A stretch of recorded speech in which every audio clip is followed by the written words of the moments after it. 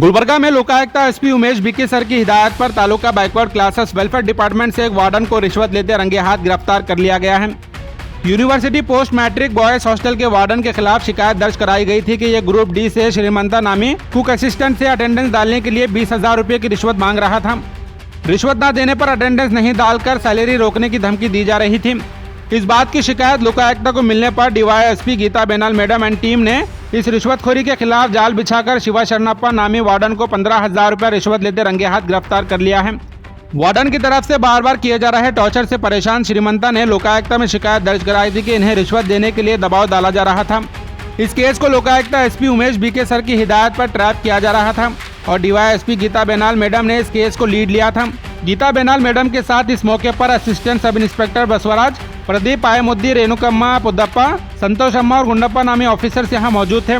मुकम्मल जांच होने के बाद तमाम सबूत जमा कर आरोपी वार्डन शिवा शरणप्पा को जुडिशियल कस्टडी को भेज दिया जाएगा।